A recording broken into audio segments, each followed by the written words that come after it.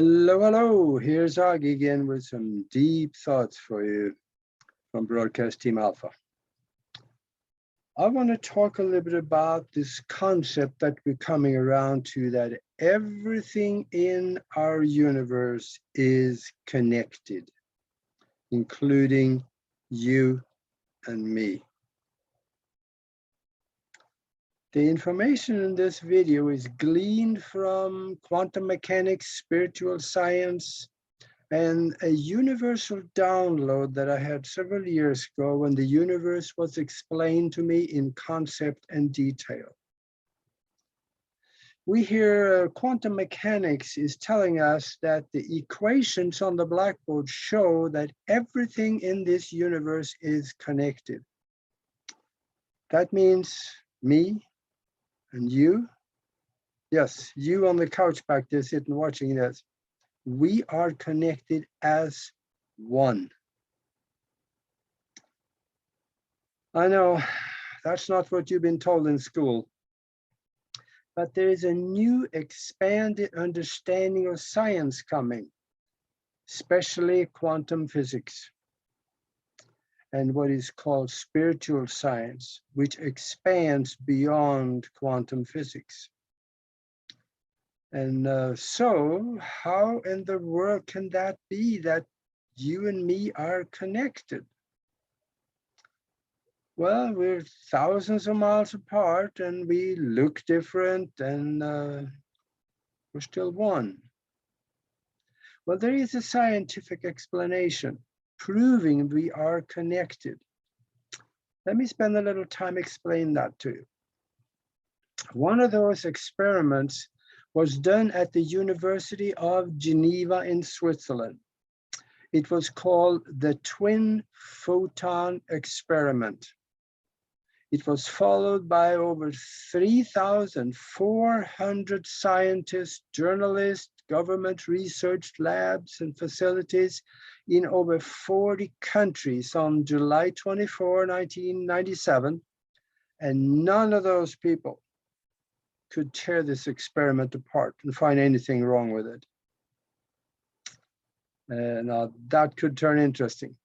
You need to watch this to the end, or otherwise you will probably not understand, because it will explain your existence, the universe you think you are living in, and your so-called reality.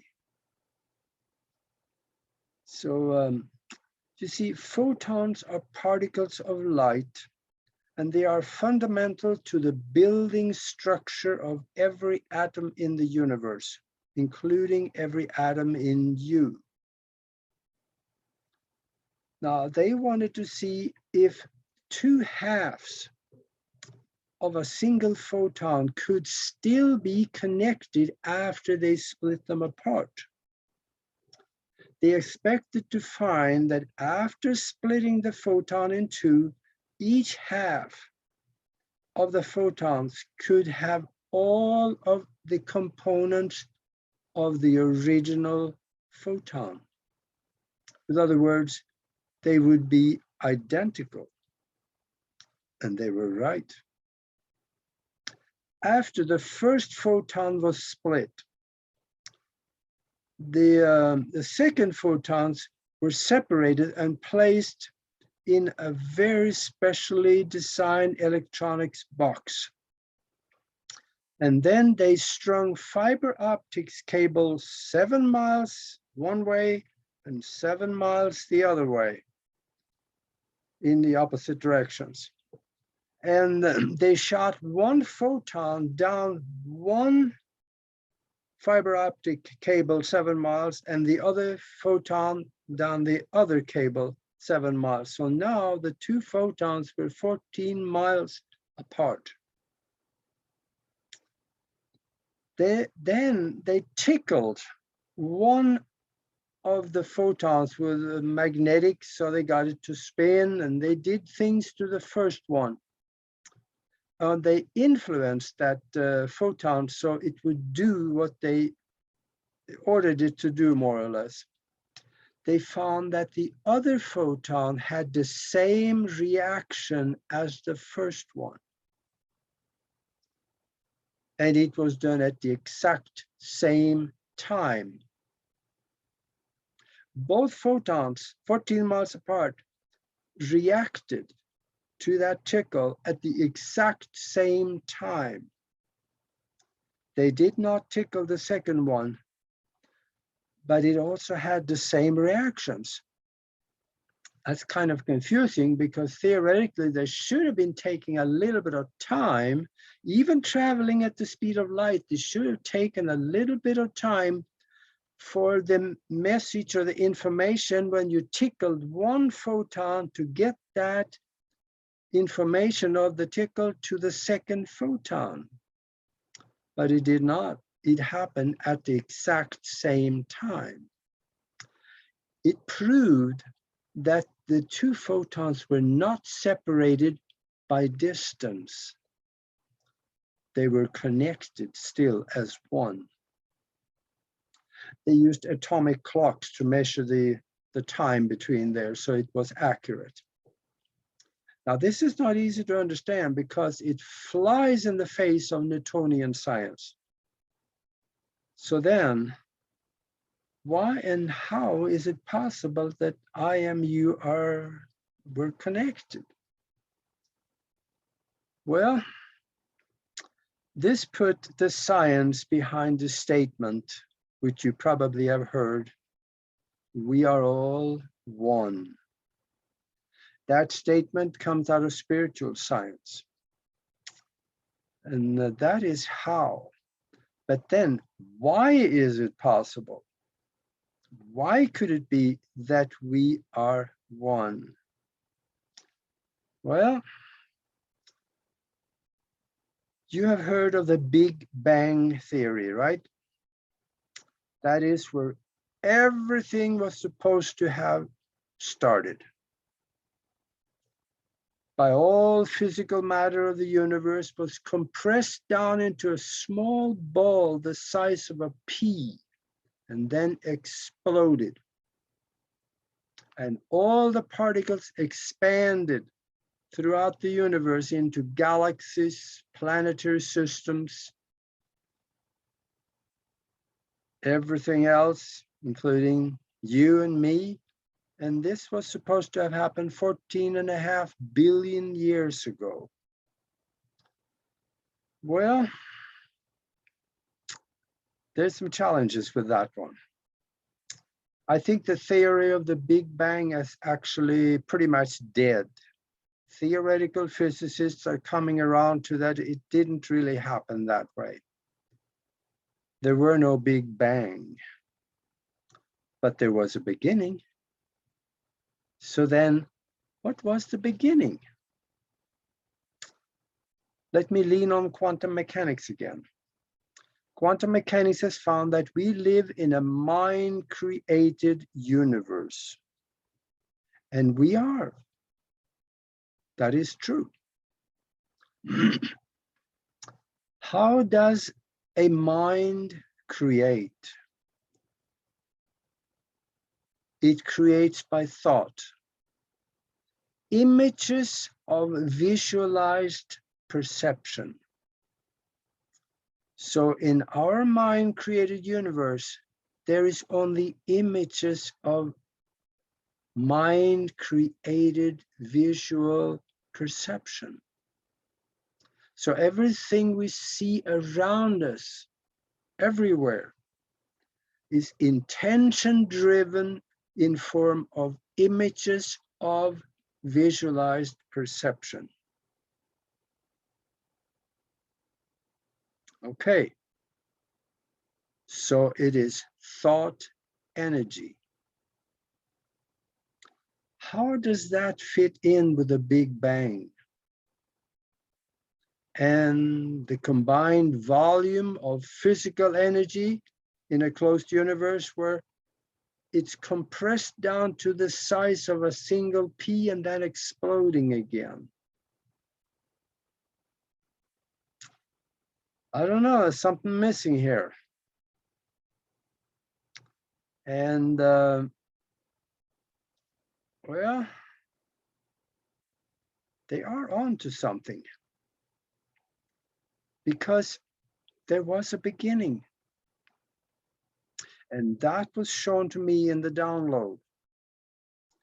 That it was a single particle of thought that came from another universe. It lowered its vibration and came into this one, that where we are. And this universe was empty at this vibration. The particle of thought held all the intelligence and knowledge of the other universe when it came here. Because of its holographic nature, it brought everything with it. And this particle of thought was a curious one. It came into a space where there was nothing. So it thought, I wonder what I can create. Then it multiplied itself into all the particles that this universe holds. And it started to spread and spread and spread, and started the creative process of creating galaxies and solar systems and planets and trees and yous and me's. But because, or actually, since this level of quantum creation, time and space does not exist as we know it. So the initial intelligence did not have to wait 14.3 billion years to see the results. The results of the creation could be observed in just a moment.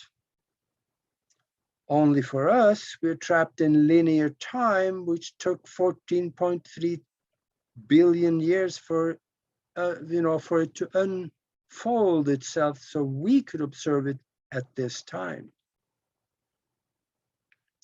Now, this explains why everything is connected, because it all came from one particle that multiplied itself at the quantum level, where it is still connected by some subatomic strings of energy, and the mind controls it. That is the universal mind, and your mind in cooperation, who does the building of this universe and your reality in it. You remember the mind created universe? Yes. Your mind is responsible for what you create in your existence. Everything you see around you is created in holographic form, using a form of computer language. How can that be? Well, there's two reasons. One is that the single particle of thought that started it all held all the knowledge and intelligence of the universe it came from. Then it duplicated itself into all of the particles in this universe. Because it duplicated itself, every particle in this universe holds the knowledge and intelligence of the universe and the previous one it came from. Because everything is connected. So we have access to all that knowledge through that connection. The experiment in Switzerland, it showed that. And secondarily, there is a physicist named James Gates. He has studied the universe basically all of his adult life. And he says, when we go deep down in the equations explaining the fundamental particles of fabric of space, like, photons, electrons, protons, everything else, we find computer language, ones and zeros. And it is too organized to be put there by accident. An intelligence placed it there. Where there's computer language, there's a computer. I'll let you ponder on that one a little bit. The question becomes, who is sitting at the computer? Well, in your existence, you are the one sitting at the computer. You are the creator of your reality through your mind, and the universal mind work together to create everything you see and what you experience around you. And because of this connection between everything there is in this universe, we have access to all that knowledge. It is just that we've never been taught how to do that and how to access that information, though there is a way to do it. I had a glimpse of that. There are some people that is better at making that connection than other people. We call them psychics. They continuously practice this connection. That is why they can get good at it. And some of them really are. Others, maybe not so. See, usually the gate to access the information at this level of consciousness usually comes through meditation. This is one thing we work with at the Mastermind connection. Nori, Love, and I, we have put together a mastermind, and we meet every Sunday at 11 o'clock California time, where we do incredible things. If you'd like to come and participate in some of those incredible things, send us an email and ask for more information. Send that email to themastermindconnection@gmail.com. That is THE mastermindconnection@gmail.com. And I will send you some information. We also do a global meditation. And on Mondays and Wednesday evening, we do some teaching sessions and deep discussions of some of the mysteries in our universe. And if you'd like to know more about the history of the universe, mankind's hidden history, and the spiritual worlds, go to Amazon.com and see the subjects written about in the book, Spiritual Science, Higher Conscious Thinking, and How to Access the Universal Consciousness. Check out the content. It explains a lot of the mysteries of this universe. And if you have made it this far into this video, I know one thing about you. You are a seeker. I commend you. You will do all right. So come and visit us. And thank you for watching. And please subscribe to our channel and click the bell so you can get notified when the next show and video comes out. See you in the next one.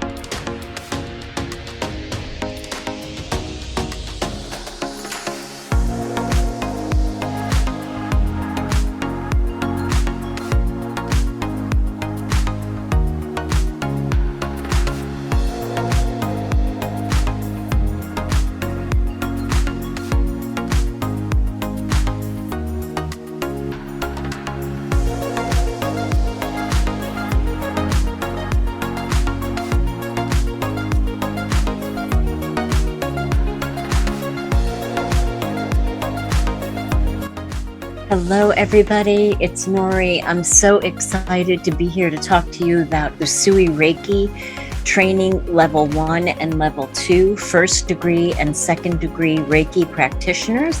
It's happening in August 12th, 13th, and 14th, and I'll tell you more about that. But more importantly, I just want to ask you a couple of questions. Have you had the feeling that you're here to help people? Do you have the feeling that you're here to assist people to be well, to assist people to heal?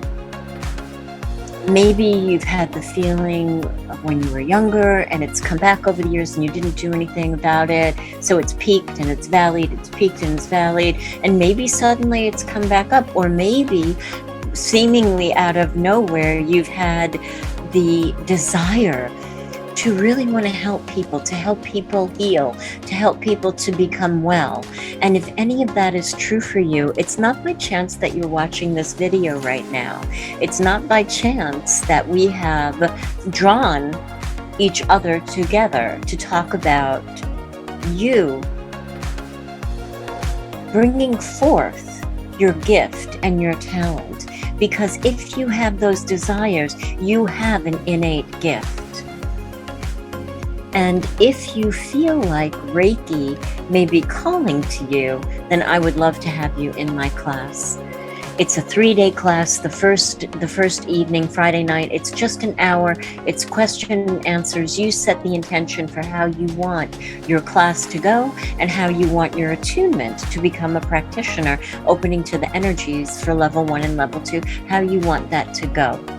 Then we meet Saturday, we meet Sunday for about 6 hours. Sometimes we finish earlier because it just depends on how many people are in the class. But you get a really broad and deep education. We talk about the history of Reiki, we talk about the traditions, we talk about the nuts and the bolts of Reiki. I'm a bit of an old school instructor. I have great love and reverence for the symbols. We talk about the symbols, you receive the symbols, and I just have to say, the symbols aren't something like a crystal or, some kind of an icon or something that you think the symbol, it and of itself, does the work. That's really not true. The symbols are gifts. The symbols are tools for the practitioner. You can do Reiki without the symbols, but the symbols help you to master your practice, help you to guide you in your practice. So we talk a lot about the symbols, and in addition to the traditional Reiki education, as a nurse, been a nurse for 28 years, I offer in my classes a little extra practical information. I talk about the human response to perceived illness, to disease, to getting ready to transcend the planet.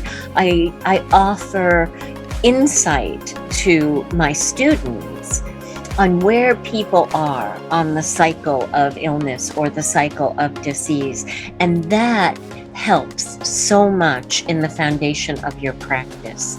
So if all of this sounds good to you, I encourage you to fill out the landing page. There should be a link below. Filling out the landing page will get you more information. And if you're uncertain, you're like, I don't know, maybe it sounds good, it feels good. My suggestion to you is to just sit with it. Sit with the information, sleep on it, and see what bubbles up for you. If it's for you, if Reiki for you in August is for you, you're going to know it. It's going to be a certainty, it's going to be a done deal, and you're going to just be like, okay, where do I sign up? I'm ready. If that's you, I hope I get to see you in August. And if not, maybe I'll get to see you at a later date. As with all things, be well. Much love. Take care, everybody.